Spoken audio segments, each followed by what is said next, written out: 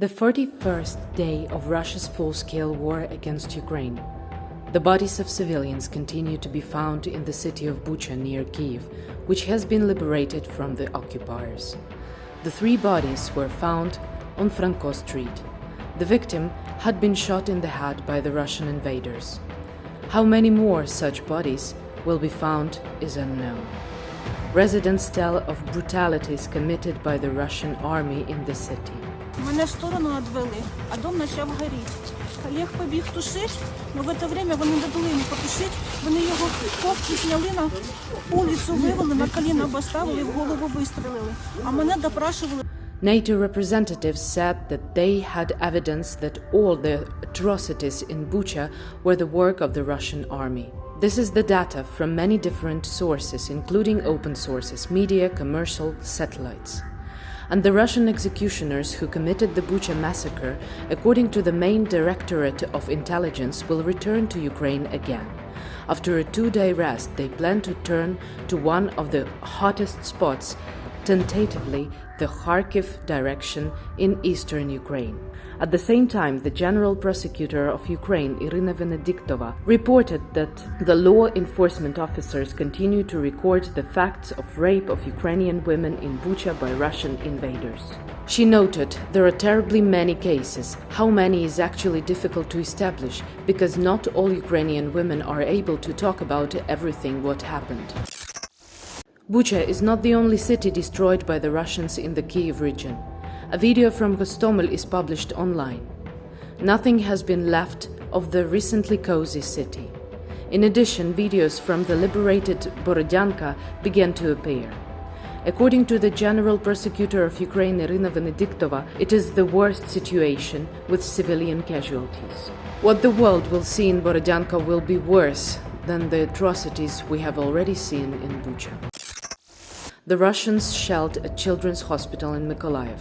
This is a regional center in southern Ukraine. A total of 10 people were killed when cluster bombs were fired on the city, including 1 child. 61 people are also known to have been wounded. Ukrainian mothers write their names, date of birth, and their phone number on the backs of their children. This is a photo of little Vera. Her mother showed this photo describing the fear of the first day of the war, when her child and she had to flee from the war. The information on the body is written so that the child can be found if they get lost or something happens to the parents during the evacuation. There is one more angel in the sky. The whole country was looking for little Sasha for several weeks. On March the 10th, a 4-year-old boy fled from the occupiers from Kyiv with his grandmother, 6 other people, and they tried to cross the Dnieper River with a boat. However, due to the enemy fire, the boat turned over. Sasha's grandmother was found dead, but the boy disappeared. The whole country was searching for him, but on March the 5th, his mother reported that the boy had also died. He also choked and his body drifted away. He was found yesterday. In total, at least 167 children died during Russia's large-scale war against Ukraine. 279 were injured. In the town of Rubizhne, Luhansk region, the occupiers hit a container with nitric acid. People were urged to close the windows and prepare wet bandages. Nitric acid is dangerous if inhaled, swallowed, and in contact with skin and mucous membranes. Acid fumes irritate the respiratory tract. At weak poisonings, there are signs of bronchitis, dizziness, drowsiness, with severe poisoning, pulmonary edema.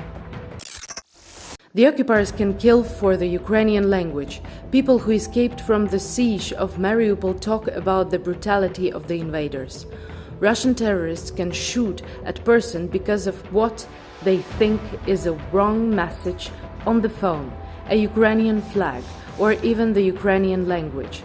This is the genocide of the Ukrainian people. В Мариуполе страшно. Там полное беззаконие.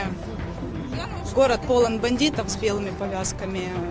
И убить могут буквально за какое-то неправильное сообщение, за флажок украинский, за фразу на украинском языке. Там очень страшно. At the same time, the Ukrainian military is publishing videos from drones which show that there is no stone left unturned from Mariupol.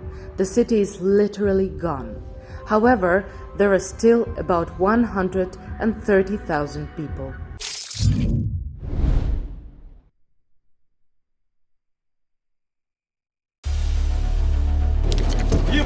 Where can you find a safe place if your city is under siege? Is it an usual residential building? No. In hospitals or schools? Третья больница, Мариуполь. Роддом. No. In a theater, the heart of your city. Far away from any military objects. Yes, that's a good idea. Is there any other way we could warn Russian pilots about kids hiding in the theater? Yes, capital letters, in Russian. That way we will definitely be safe. But only if murdering our children isn't their goal.